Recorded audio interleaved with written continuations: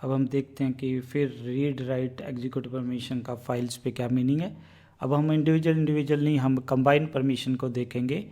तो उसके लिए हम कम्बिनेशन क्या देखेंगे, पहले RX दे के देखेंगे 500 से, और फिर हम RW दे के देखेंगे रीड राइट वाली 600 से, और फिर हम रीड राइट एग्जीक्यूट परमिशन दे के देखेंगे 700 से, और फिर देखेंगे कि क्या कुछ कर सकते हैं हम।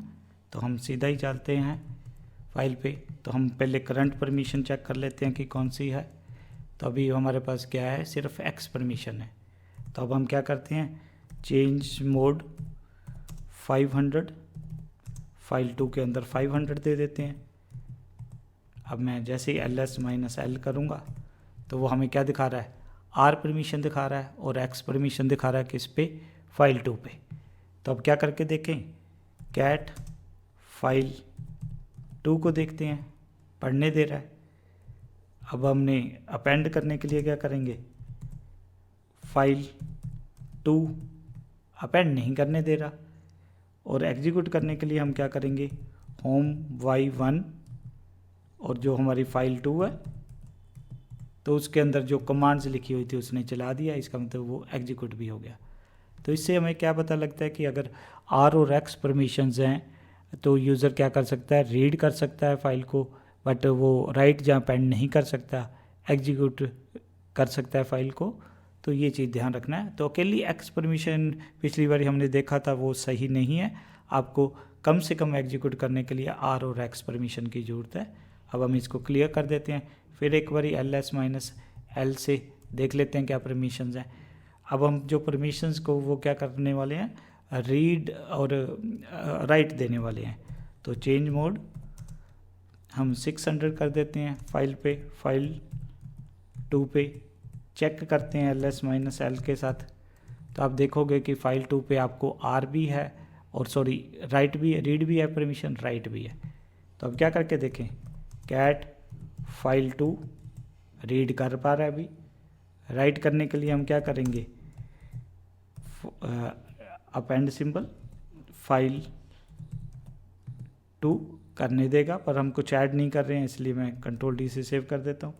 एग्जीक्यूट करने के लिए हमें क्या करना पड़ेगा, /home v1 जो फाइल 2 है हमारी उसको हमें करना पड़ेगा, फाइल जो 2 है फाइल 2। तो हम देखेंगे एग्जीक्यूट नहीं कर पा रहा है। तो इसका मीनिंग अगर R और W परमिशन फाइल के ऊपर है तो यूज़र क्या कर सकता है, रीड कर सकता है, राइट कर सकता है, पर वो उस फाइल को एग्जीक्यूट नहीं कर पाएगा। ये चीज़ आपने ध्यान रखनी है। तो अब हम तीसरे केस में क्या देखने वाले हैं कि सारी परमिशन रीड राइट एग्जीक्यूट कर देंगे। तो वो कैसे करने वाले हैं, हम पहले चेक कर लें कि कौन सी परमिशन है हमारे पास। तो अब हम क्या करते हैं, चेंज मोड 700 और फाइल 2 को दे देते हैं, फाइल 2। तो अब हम चेक कर लेते हैं LS-L से। तो यहाँ पे क्या है, R भी नज़र आ रही है, W भी आ रहा है, X भी नज़र आ रहा है।